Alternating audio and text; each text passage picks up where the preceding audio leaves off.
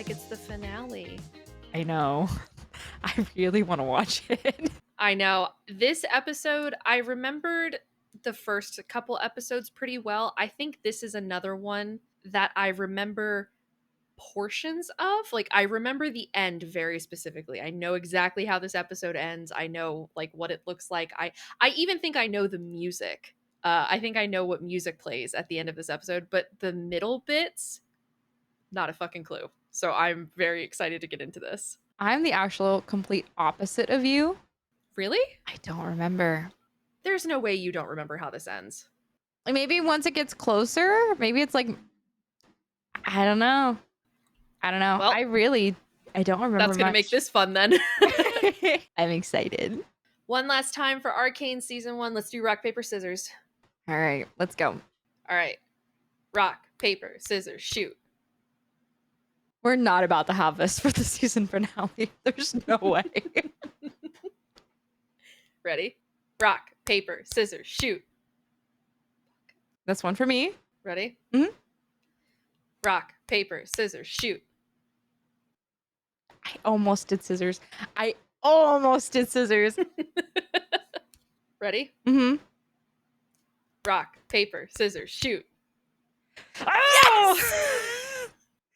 I was like, let me do paper. And I was like, you know what? I bet she's going to throw a rock. I threw paper 3 times. How is it being a pain in my ass? It's been wonderful, Meg. Why don't you tell everyone what we're watching today? Hi, everyone. Welcome back to Rated MA. As always, I'm Meg. This is Allie. And today we'll be finishing season 1 of Arcane. This is crazy. It's super crazy. We're both really excited about watching this episode. Like, oh my God. But just a little bit of disclaimers. If you see Allie and I looking down at any point during this episode, it's not because we're ignoring the show. We are taking notes. We have a notes portion that we have at the very end of the episode. If you'd like to stay, we'd love to have you. Allie and I have both seen season 1 of Arcane. I have not seen Arcane since it came out originally. Just a heads up, maybe we'll remember some bits and pieces, but it's kind of like a first time watch again for me. But Allie, she remembers more than I do. Yes, I've also seen season 1 semi recently. Like I saw it within the last year and a half. But I've only seen Arcane season 1. I've only seen it twice, when it first came out and then when I rewatched it a year ago or whenever it was. I've only seen it once. I'm really excited. Do you have anything else to add before we hop into it? Yes. Hopefully you're watching this on YouTube, but you might in fact be watching this on Patreon. YouTube hates the way I edit the Arcane videos, so Meg and I have started preemptively just making 2 cuts of our episodes. There's one for YouTube and one for Patreon. The Patreon one is our standard edit, the way we do Vox Machina, the way we did Andor.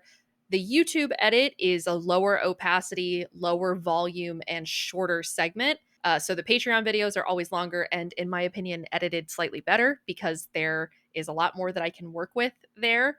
So I really recommend that everyone watch these videos over on Patreon instead. It's totally free. You just have to become a member of our channel, but it's a public tier. It doesn't cost you anything. Meg and I have been posting exclusive content for some of our paid tiers as we've been building our Patreon. One of our new things that we've been doing is called the cutting room floor, which is the bits that didn't fit in our final edits.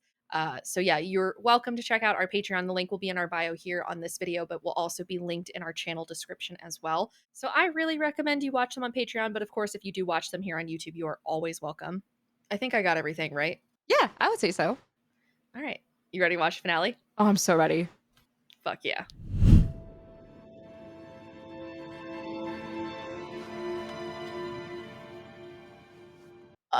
That's quite the opener. That is sure a hell of a fucking opener. I forgot that was where the last episode left them. Silco's still out there. Do you not understand? I am part of this now. You've always been a part of this. You just never had to look it in the eye. Oof. There's hundreds more where he came from, thanks to Silco and thanks to people like you who stuck their heads in the dirt. She's got a point. This is over. Not for me. Take those off. I can't let you leave with them. Then I guess you're gonna need to kill another trencher. Oh my God. Vi would totally knock his lights out in a fight, though. 100%. Easy. I mean, Jace isn't a fighter, but Vi is. Yeah. I mean, like, I totally get where Vi is coming from of like, it's one dead kid compared to hundreds. versus Jace being like, but it's still a dead kid. They are both totally right in this scenario, and they're both wrong. It's great. I love it. I love good conflict. Been a while since Topside's gotten this bold. You gotta do anything about that piece of shit that murdered my boy. I just want to know why the son of a chem baron was working in a fucking factory. Yeah. That's what I want to know. Where is Jinx anyhow? Victor and Jace both killed people.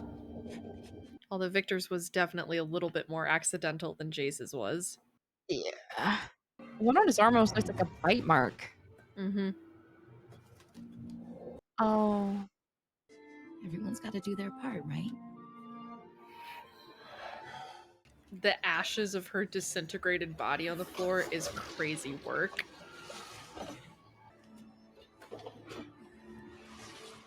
I don't think that's a good idea, Jace. Victor. Fuck. I'm so used to like criticizing Jace. I'm so used to Jace being in the wrong.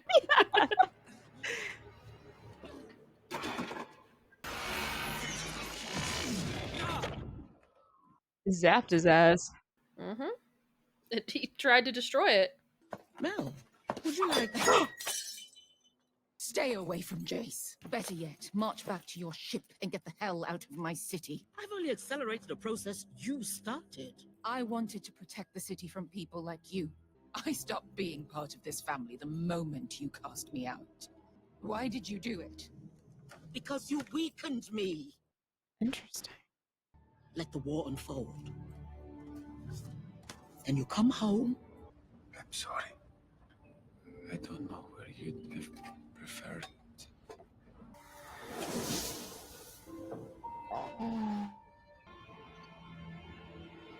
Am I interrupting? Jace. I knew it was gonna be like a flip. I love a good parallel. Remember the Distinguished Innovators competition? I remember you notching gears in the carriage over. At least you didn't throw up. You have to destroy it. I know. The hex core. Promise me. Okay. I promise. In the pursuit of great, we failed to do good.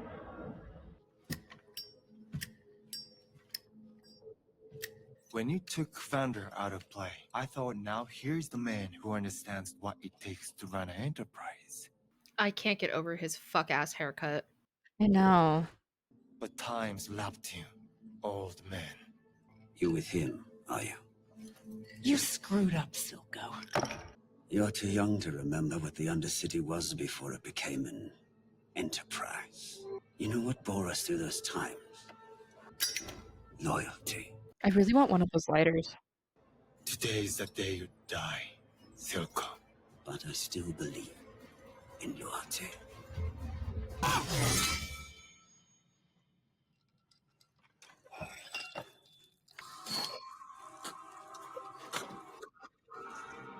Oh my god. I would have had your son killed for this, though I suppose we're ahead on that account. Were you tempted? Not for a worm like him. I will say I like how there's like little hints of things that Jinx probably decorated. Yes, the ashtray. Yeah. Perfect place for an ambush. And you without your hammer. I was reminded recently of what brought us together in the first place. The threats beyond our walls. Blanket amnesty, unrestricted access to the Hexgate sovereignty. You really think you're in a position to demand all this? But the big display followed by a request for parley. You're tipping your hand. Mm. Today I got a glimpse of what war between us might look like. Your people wouldn't stand a chance. I'm trying to save you from annihilation. You want peace. This is the price. You'll discontinue the production of Shimmer. Half there already. And I need Jinx. She has to pay for what she's done. Oh. Get me Jinx, and I'll give you your nation of Zaun. I remembered that they met, but it wasn't until we started rewatching that I remembered that happened. I totally forgot that Silco meets with Jace. Same here. Is this Jace? Oh, Heimerdinger. Oh, and Echo. I forgot about forgot about them. Yeah, I forgot Heimerdinger took him home. Also, I found out the other day Robbie Damon voices a character in this show from Critical Role. Seriously? Yes, he's in season 2, so we haven't met him yet, but I know exactly what character he plays, though. Oh. Why this form? Surely there are more efficient and safer methods of transportation.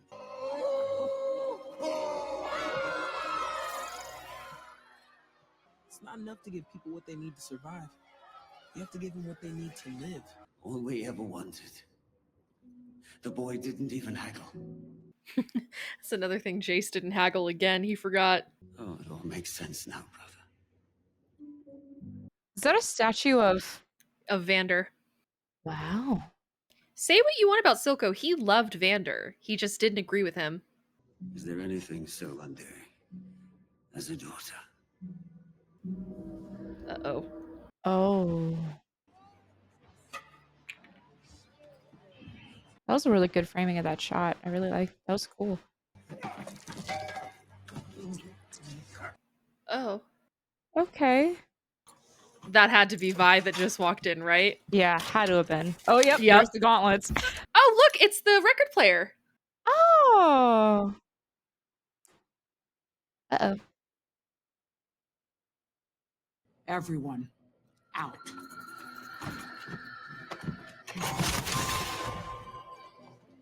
Vi, just give me a chance. Just give me one chance. That's all I'm asking. I need her. I know. Have you seen pictures of her from season 2? No, but I fear for my Okay. I won't say anything then. I fear for my own assurance in my sexuality.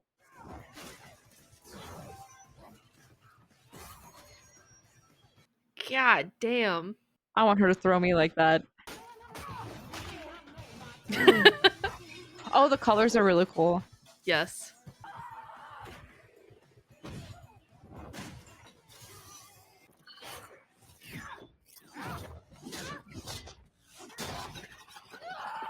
That blade is nasty. Did that just go through her hand?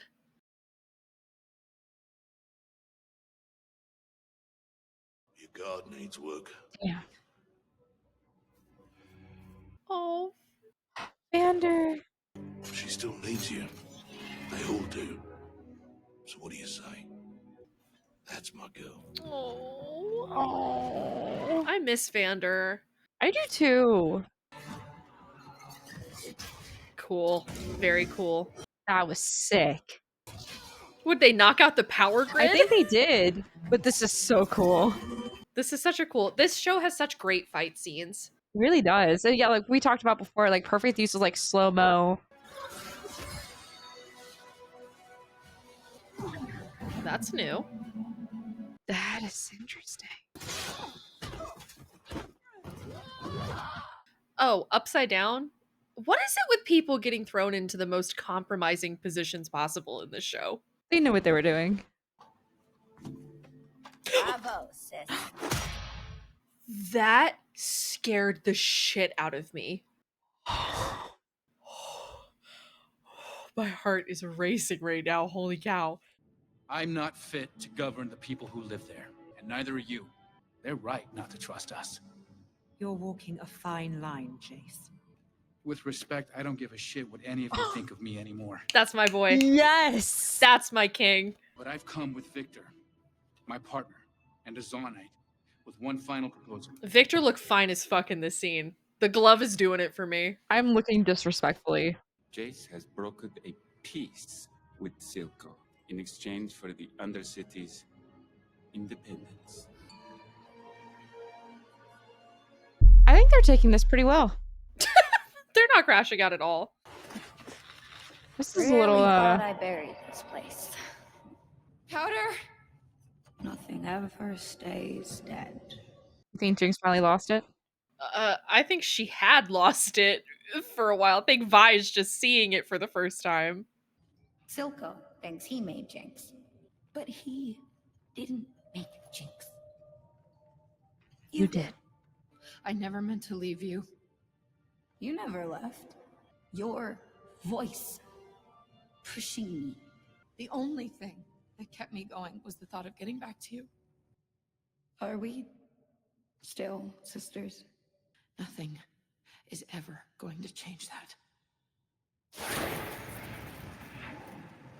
I remember the first time I watched this way back when, I was like, oh, she's like crazy. Oh, I forgot about this. He took everything from us. Right here, he stabbed Vander in the back. Oh, are they in the warehouse that was All destroyed? the time saying you Yes, abandoned they me. are! The truth.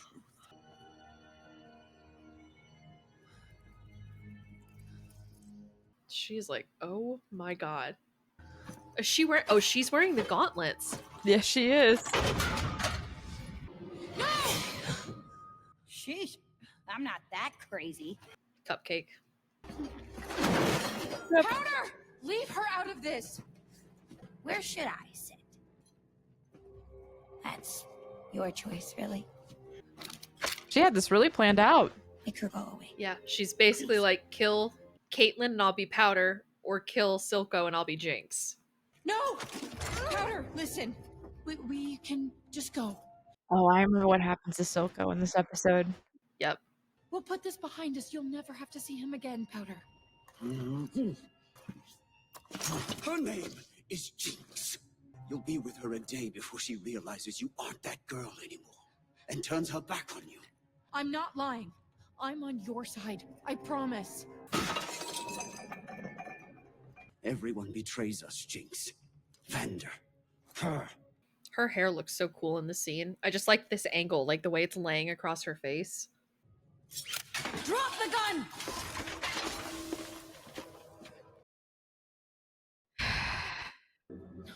She worked really hard on that party, Caitlyn. It's her party and she'll cry if she wants to. Drop the gun. Wait! She's my sister.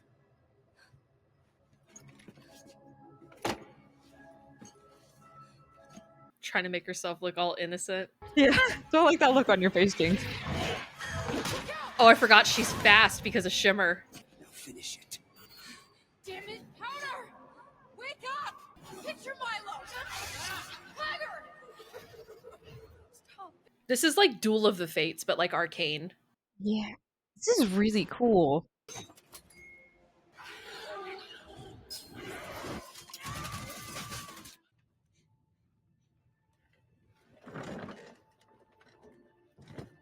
It's the second father she's killed. Oh, no, I'm sorry. That's another layer of trauma for her. I never would have given you to them.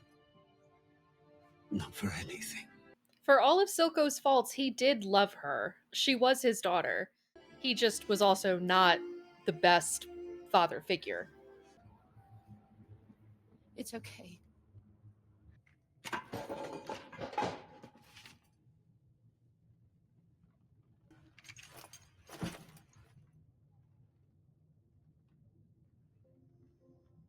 I thought maybe you could love me like you used to. But you changed too. Here's to the new us. This episode went by so fucking fast. Holy shit. This is the end. You know that, right? Do you remember what happens? I just remember that Silco died by Jinx. Yeah. But if she fires it into the fucking things. Yep. I support Councillor Talus's proposal for peace. Beautiful. Oh, it's gorgeous. Beautiful The shot. contrast, everything. I love the like blood orange moon, the blood moon. Yeah. Iron Dinger's having a good time. Him and Echo are the only two having a good day. I don't want this episode to be over. I know, because I really want to watch the next one. I know. Even Sallow voted in favor. That is gorgeous. I know.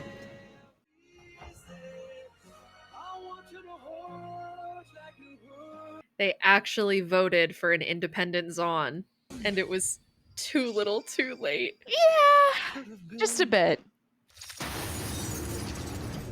I will say though, she's got some good aim. I remembered that the ending musical line is what could have been. Like I said, I remembered the music so specifically because when I watched that for the first time, I was like, there's no way that that's how that ends, right? Like, she didn't just blow up all of the counselors, right? Yes, she the Yes, she fuck did. did. She blew them to smithereens. Yeah. I took like a full fucking page of notes. Oh, same. Like, I was like, there's no way I can make. I almost did 2 pages, but I like smushed them together. I'm like, I cannot say I did 2 pages. I cannot. Yeah. I barely made it at the end. Wow.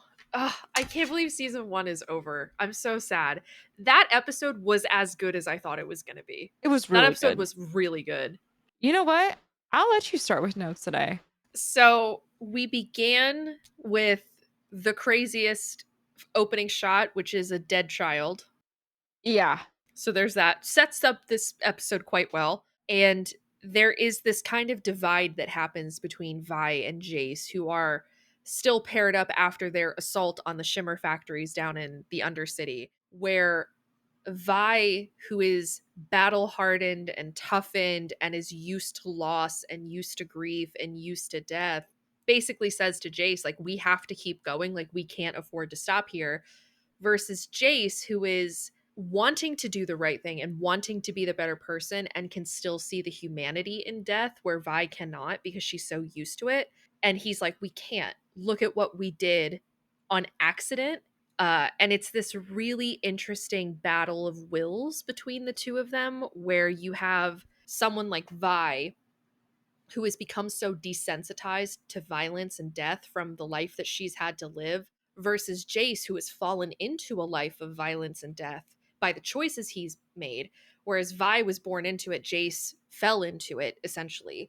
And it's the conflicting natures of the Undercity, where you have to fight to survive. It's a very Darwin society of like survival of the fittest, versus Piltover, where you don't have to fight to survive. You just survive. There is no struggle there. We learned that the child that Jace accidentally killed is the son of a Chem Baron, the female Chem Baron, whose name I did not catch. I didn't either. I might have caught it in another episode, but I don't. Do they ever say their names? Finn is the one that Savika killed. I knew him. Yeah. I said it in the episode, and I'll say it again. Why was the son of a Chem Baron working in a factory? The Chem Barons are, I don't remember if it's like explicitly stated, but they're basically the people that run the Undercity, and they're basically like mob bosses and drug dealers. So conceivably, wouldn't they have money? Why would their child need to be working in the factories is what I don't understand. Teaching him the value of good hard work. I don't know. If anyone knows, please let me know why that happened. I'm trying to find the name of that Chem Baron. Yeah, see if you can find the name of the Chem Baron. We saw Victor have a grief moment, a moment of grief for the passing of Sky, his friend and assistant. And we found that Sky was working on a project that she intended to bring to Victor, hopefully that he could assist her with. Got it. What's her name? Rennie. Rennie. Okay. I did know the name Rennie, but that is not who I thought that was. But okay. So Rennie, the son of Rennie, is who Jace killed. Jace killed Rennie's son. So Victor has this moment of grief, like I said, where he's mourning the loss of Sky, and we see him try to destroy the Hex Core and is seemingly incapable of doing so, whether it is a mental block or a physical block. It's not entirely stated, but regardless, Victor cannot bring himself to destroy it. And in fact, upon walking away from it, the Hex Core seems to retaliate a bit and attack him, which is not good. No. We learned some interesting information about Mel Medarda and her mother Mbessa in this episode. Mel had made reference before to Jace that her mother had kicked her out of the family or kicked her out of Noxus, which is her country of origin. And in this episode, we learn that it is because her mother was beginning to feel guilt for the terrible things that she was doing, and she was becoming more human because she craves her daughter's approval. And so to save herself the grief, she sent her daughter away. It ties into something that Silco says later in this episode, which is there anything so undoing as a daughter? Except the parallel here is that Silco and Mbessa are on two different sides in which Silco cannot live without Jinx and Mbessa can. I was just about to say that. I mean, like, she gave up her daughter because she couldn't live with it, but he would refuse. He would die for Jinx. Yes, and he did. He died by Jinx. Yes, well, wouldn't be the first dad to be killed by Jinx now, would it? Anyway, yes, so it's a really beautiful parallel. Most of these episodes draw some sort of parallel. We talked about it in the one that had the tarot cards, about how the tarot cards represented different people. The Hanged Man and Death represented Jace and Victor, but also kind of represented Vi and Caitlyn, and also represented Jinx and Vi. So there's a lot of parallels to be drawn from most, if not all, of the episodes. And Meg and I might have only caught a few of them, but this one is pretty glaring, of like the two different types of parental figures in this episode, which is the parent that sends their kid away to save themselves and the parent that would doom their entire country to save their child. Which is also interesting because Ressa, she was like, I would blow up pretty much just like his entire country or this entire world for my family. He sent her away. Yeah. I believe Silco if he said that. I don't really believe her. I believe Mbessa in the sense that, like, she would go to war and she would raise wars to protect her children. She would do that. Yeah. But I also believe that she expects her children to behave in a very specific type of way. And obviously, we see this with Mel's character of Mel is too soft for Mbessa, whereas the rest of us might consider Mel too hardened in a way, where Jace is really the softest character, or softest seeming in a way. He's squishy, he's switch, but he's the softest natured, versus Mel, who looks toughened, but compared to her mother, she looks like Jace. But it's also too with Silco, he died saying it, like, Jinx was perfect to him. She did not need to change to win his approval, whereas Mel needed to change to win her mother's approval. That was the difference between the two of them. I have no doubt that Mbessa loves Mel, and I do believe that she loves her in her own twisted way. Yeah, I was but she loves her in her way, not in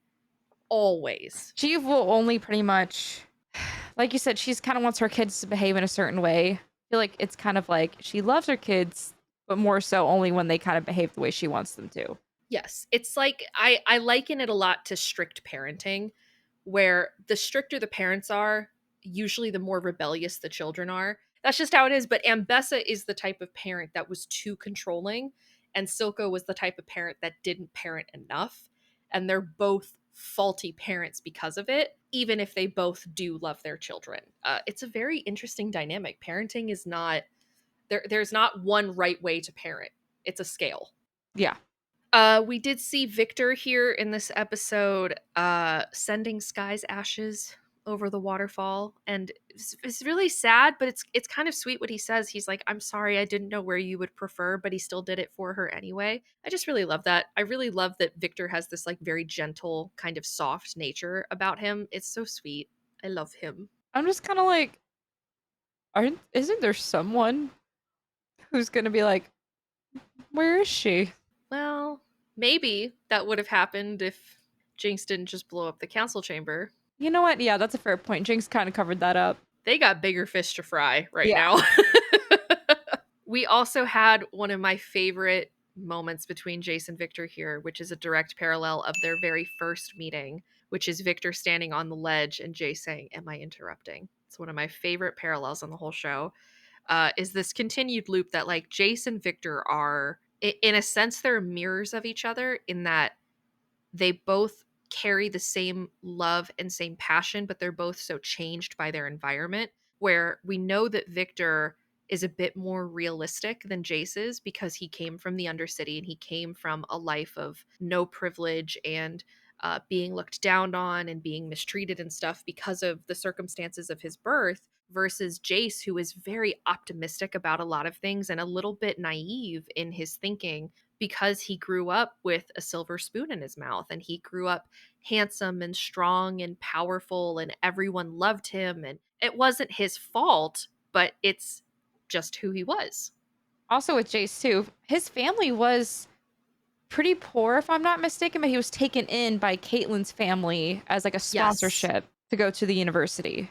It's not explicitly stated in the show that he was poor. His family had a hammer business. And Mhm. now Jace says to Mel in the Progress Day episode, he said, my father put hammers in the hands of the city, basically. So it seems like their business was successful, but he's from a lower house. So he's not from like the Medarda house or the Sallow house or the Heimerdinger house or whatever. So he wasn't as, his family was not influential, but he still did have a house. Yes. Now, he's- from yeah. what I know about the League lore, which take everything I say with a grain of salt, in League, Jace Giapara, he really did come from nothing and was accepted by the Giapara clan and became the Defender of Tomorrow that way. That was how he came to be, was kind of similar here, but in the show here, he's accepted by the Kiramans for his research specifically. Jace, it seems, if I had to take a guess, it seems like Jace kind of began to make way for himself and just got lucky and caught the eye of Cassandra Kiraman, and she took him in, and then from there, she really gave him the tools necessary to become who he was. I agree with that. I was gonna say, I was like, I thought Jace was poor, but yeah. It's not, I mean, when he's on trial, his mother says, like, we're a lower house, so our voice doesn't carry as much weight or something like that, which makes it seem as though, you know, Jace doesn't have like a big estate or a manor, and he doesn't have like workers or anything, but his name has some weight for whatever it is worth. The hammer business. The name's out there. So we had Jace and Victor reconciling here, and Victor tells Jace that he needs to destroy it. And Jace originally takes this to mean the hammer, but Victor's talking about the hex core. And he makes Jace promise to destroy it because he can't. And Jace immediately is like, but your disease, like, how are we going to save you? And Victor's like, don't even worry about it. Like, we need to get rid of that thing. And so Jace promises him that they'll do it. And Victor says, one of my favorite lines, I think that kind of sums up the whole show, which is, in the pursuit of great, we failed to do good, which I think realistically really hammers home to Jace everything that leads up to the second half of this episode, which is Jace calls a council meeting and basically tells them, we are not fit to run Zaun. We need to let them go because I've just been reminded of how fucking horrible we are. And I do think that that's great that it's Victor that gets through to him in the end, because yes, he saw everything down in Zaun, and yes, he killed a child, but it's Victor being like, don't forget, we were here to do good. Yeah. We did bad things, but we were trying to do good. We just went about it the wrong way, and we still have time, or at least they believed they had time, for the time being, to make change, and we still have to do it. And I just love that. It ties into a bit of their narrative in season 2, which is Jace and Victor continually are the only people that can get to the other or get through to the other in some way, which we'll talk about in season 2 a little bit when that comes up. We saw what looked to be an ambush happening against Silco with the Chem Barons, but Savika decided not to turn on Silco in the end, which I found interesting that she did that. I fully expected her to turn on him, but I'm not surprised that she didn't, but I also am at the same time. It's weird. She ended up killing Finn, who is one of the Chem Barons, and Rennie, the other Chem Baron, fled. And Savika said that she basically insinuated that she thought about betraying Silco, but she wouldn't have done it for Finn. If a better offer had come, maybe. And Silco at that point was like, fuck it, whatever. He had other shit to deal with at that point. Jace sent a letter to Silco and asked for a meeting where they could discuss what needed to happen. And Jace is the one that reached out and said, we need peace.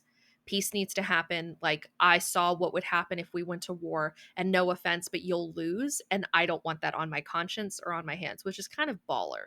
Yeah. It's kind of a baller play from Jace. I fucking love that.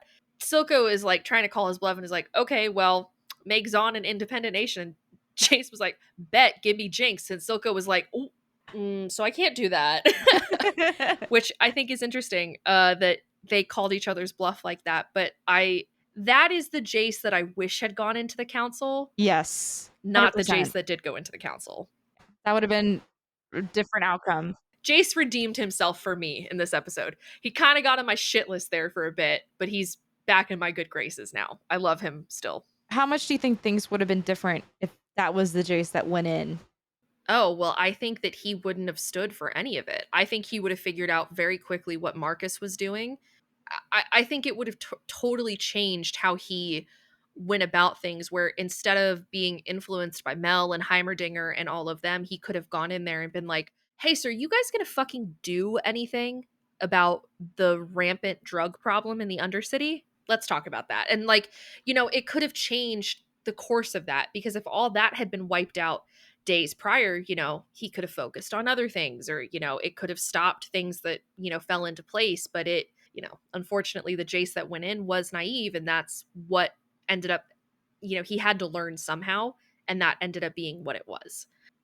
Yeah, we got a brief glimpse of Heimerdinger with Echo in the Firelight base. The only two characters who are just fucking vibing. They're having a good time. They really They are. all vibes in their household. No drama, no fear, no pain. They're just Pretty firelights. Vibing at the Firelight tree. Oh, to be a Firelight right now and to not be anyone else in Zaun or Piltover. Silco says something that I loved, where he's like, the boy didn't even haggle, which is the same complaint that Echo had about him in the beginning of the season, which I just love. I love this continuation, that even though Jace is maturing and he is growing up, he still has so much to learn. It's such a great reminder of like, he really is out of his depth and he doesn't know what he's dealing with, but he's trying and he is getting better. But I just love that Silco's talking to Vander's statue. He's like, he didn't even haggle with me. Well, it also kind of shows like the I love difference it. between the Undercity, like Zaun and Piltover, like the dynamics of how things operate. Yes. It's a very different thing, where Jace is used to a very straightforward way of thinking of, you ask for what you want, where Silco is you have to fight for it. Yeah. It's that fighter, you know, the not fight or flight, but it's the idea of survival of the fittest versus just survival that I talked about earlier. It's the exact same thing. And it's a much smaller scale way to display that ideal, but it's the same ideal. And that was, I totally forgot that he went to the Vander statue and like just sat and talked, called him brother. He basically is like our daughter, you know? And then Jinx was there and she heard all that and was not happy with him. No. Well, she thought that Silco was gonna turn her in. And I mean, given the way that he was talking, I mean, he was basically like, I've been waiting for a free Zaun my whole life. And she was like, well, that's me dead. And, you know, I don't blame her for thinking that. We had a great scene between Vi and Savika. They got their rematch, and we had a brief Vander cameo where he encouraged Vi to get back up on her feet. And then we had a fucking jump scare, Jinx appearing. That scared the bejesus out of me. Are you fucking kidding me? There's been a couple like small jump scares. I'm sure no one else was scared. It freaked me out because I wasn't expecting it. And we see her taking Vi, which we later get into, where Vi comes to in the remnants of the facility that blew up in episode 2. Around there. Where Vander died. Caitlin is there, tied up. Silco is there, tied up and gagged.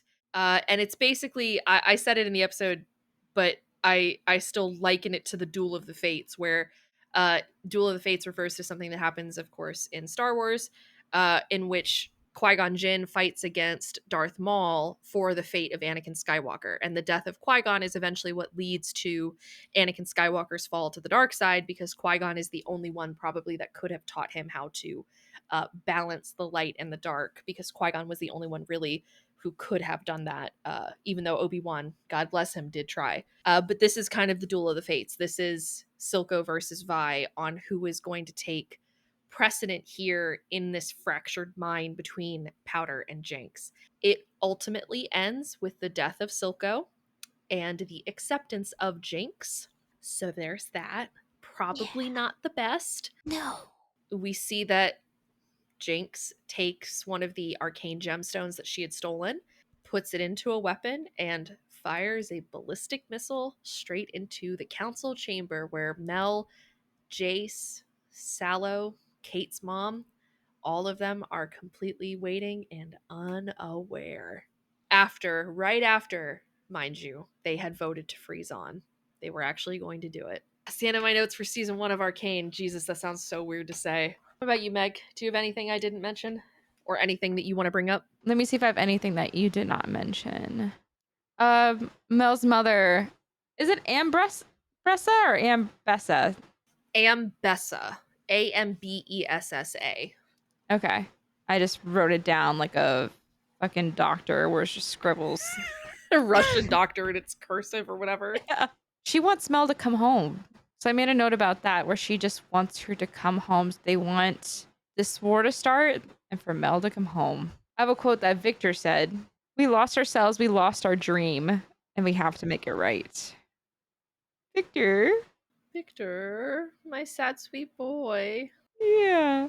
One of my favorite things about Victor, not to go on a tangent about Victor, but one of my favorite things about him is how soft he is in regards to like everything that's happened to him. He's dying. His lungs are failing him. He's physically disabled. He comes from a life of non-privilege, of being looked down on, of no one taking him seriously, of everyone disregarding him and disregarding his opinions. And not once does he ever raise his voice. Not once does he yell. Not once does he throw a fit.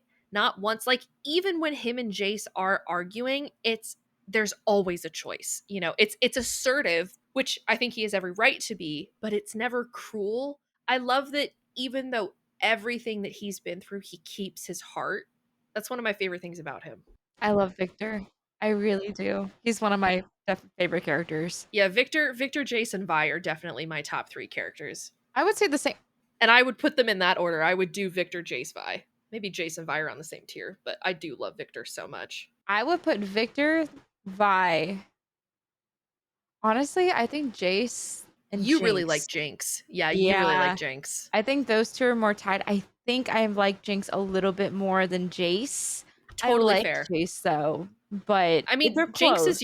Jinx is the main antagonist of the show. So, of course you like her. Like, she's great. Jinx is my number 4, my easy 4, and I do really like her, but there's something about Jace that's he's such a uniquely interesting male protagonist in that he like subverts expectations, right? Of he's this big, buff, super handsome guy. He is not suave. He is not a fighter. He's not a brawler. He's not like overly sexy or charming. His best friend is a 25-year-old woman who's like his sister. His little sister basically is his best friend.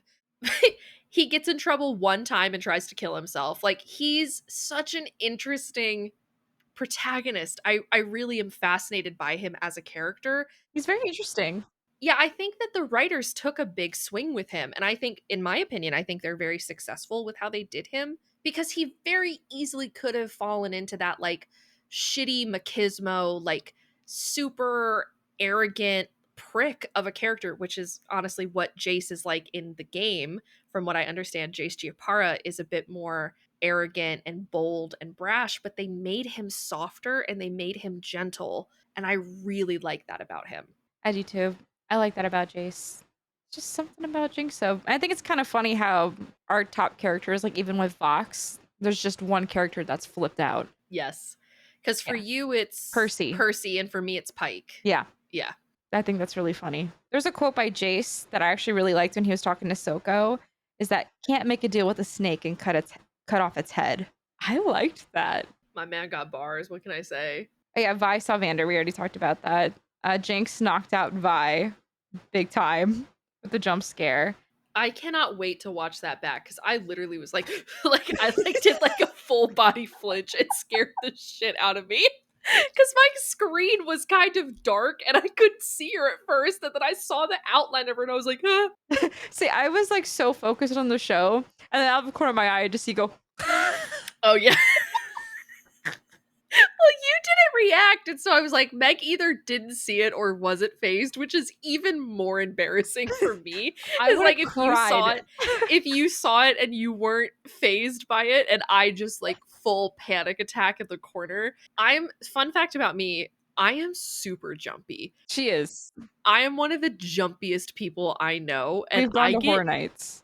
I go through Horror Nights with my eyes closed. I want to go so bad and experience it, but the moment I get into a haunted house, I'm like, That's all I had for my notes. Just to fill in. I mean, I had all of this, but everything was covered, so we're good. No Right. sense in repeating.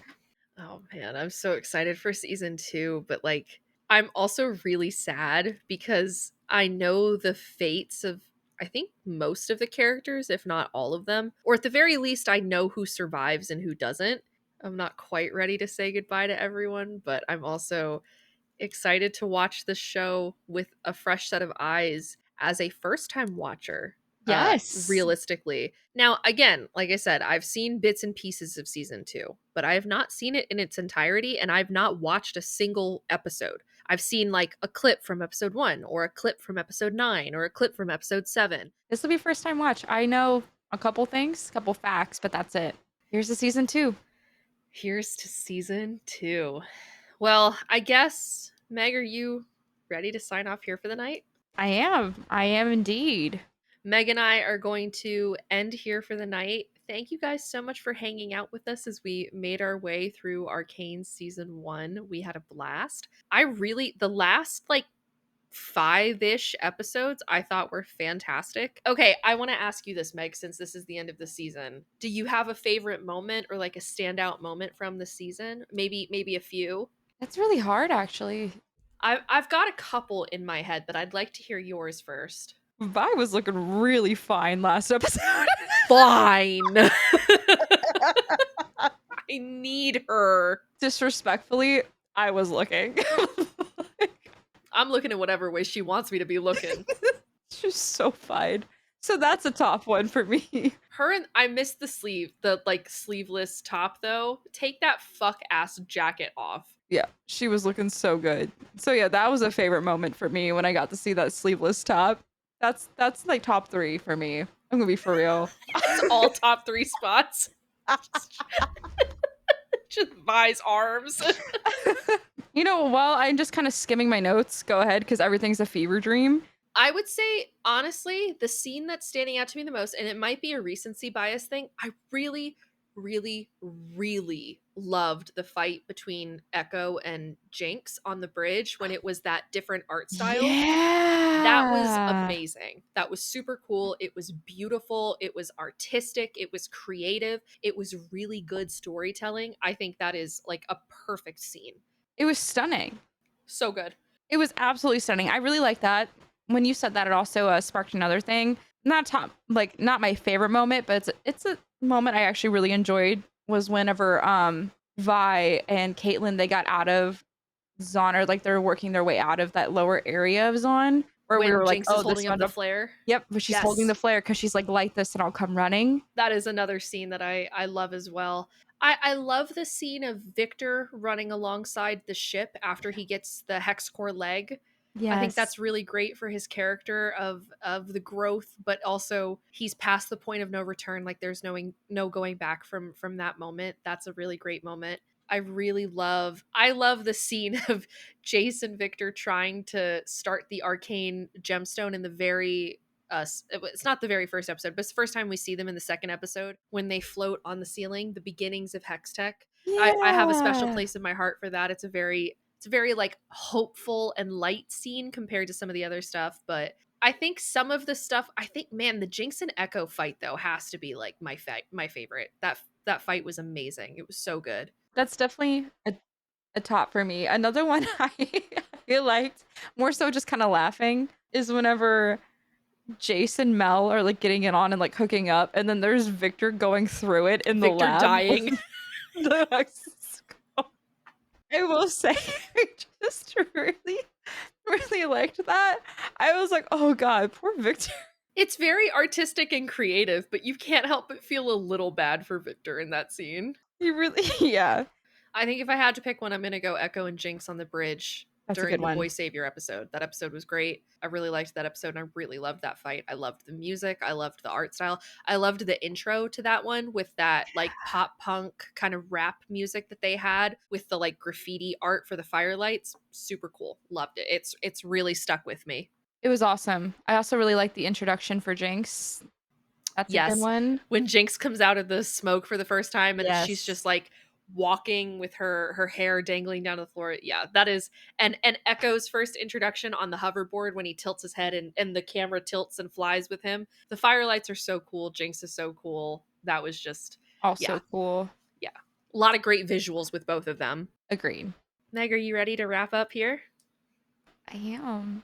I guess, guys, without any further ado, Meg and I are going to sign off here for the night so that we can prepare for season 2. If you're unfamiliar with our channel, Meg and I are also watching The Legend of Vox Machina right now. We're in season 2 of Vox Machina as well. We're having a great fucking time with that show. And we've also watched Andor as well, both seasons of that, if you are interested in that.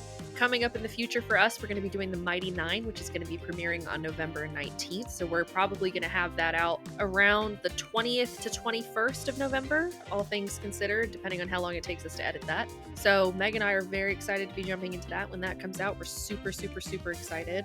But yeah, I think we are ready to see what happens to the council. I think so. Do we want to talk about the October thing? One last thing before we wrap up this very long video. Meg and I are going to be together in person very soon. I'm not entirely sure when this particular video is going to be coming out, but on October 11th or October 12th, Meg and I will be doing a live stream over on YouTube, or here on YouTube, depending on where you're watching this video. But we will be doing a live stream where we are answering any questions that you guys may have and just chatting with everyone, because we are going to be together in person for the first time in several months, and also the last time for this year. Meg and I live on opposite coasts. So if you have any questions for us, please head over to our community page and leave them on our top post, or our most recent post we made asking for questions, or just stop in for the live stream and chat with us. Yeah, without any further ado, we will sign off here for the night, and we will see you guys in the next one. Bye. Bye.